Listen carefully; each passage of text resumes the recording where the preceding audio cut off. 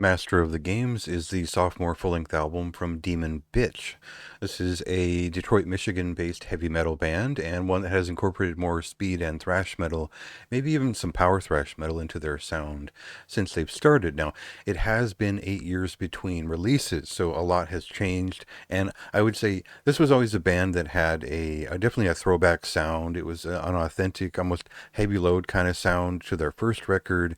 It was dark, but it was home brewed. It felt like classic traditional heavy metal from the 80s, and their sound kind of advanced over time. If you're a fan of the United States power metal and epic heavy metal style, Early Fates Warning, Omen, and even some Thin Lizzy and Merciful Fate kind of will direct you towards the headspace of their first record, and where they showed up with it.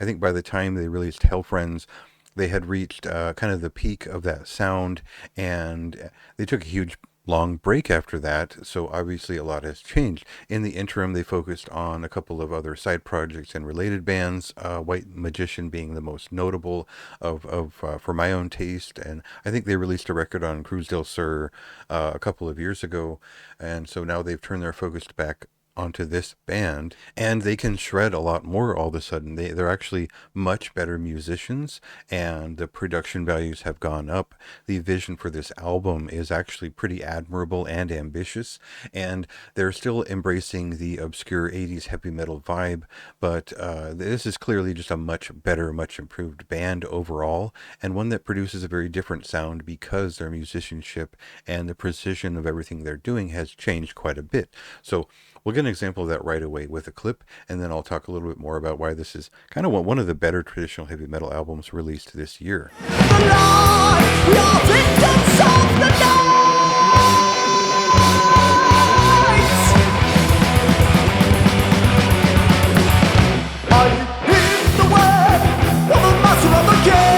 So I'd like to focus on dual lead harmonization and just general writing heavy metal records for two guitars, and the way that orchestrating a record like this is a lot of work. You can tell they made sure this album was perfect. They even explain in the press release that this is meant to be an ideal for the band. This is a high standard, and it sounds exactly the way they want it to.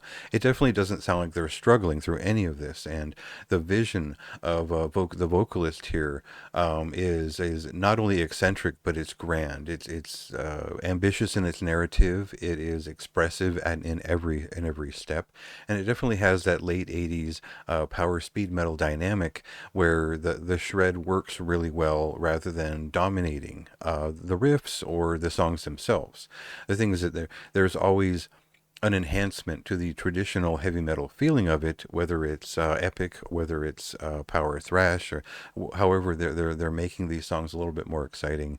They're doing it in the way that it could lean a little bit more Apocrypha. It could lean a little bit more Agent Steel, and there's a little bit of a neoclassical metal touch to a lot of it, which makes it feel ancient in the same way. The way that it all comes together is a little bit of a concept album. It's more they've created a world where these things and these ideas are living and breathing, and it is certainly a high fantasy labyrinth to go through.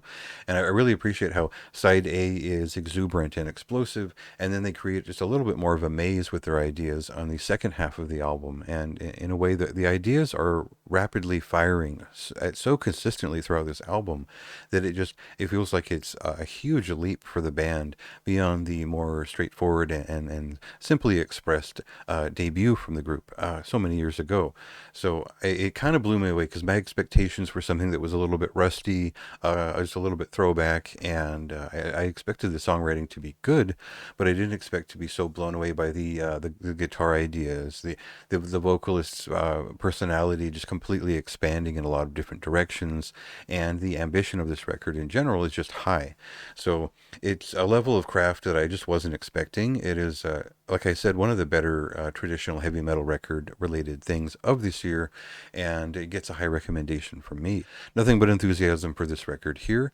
Go ahead and check it out yourself. It released on November 29th, and read my review for more in-depth thoughts. Everyone's watching by.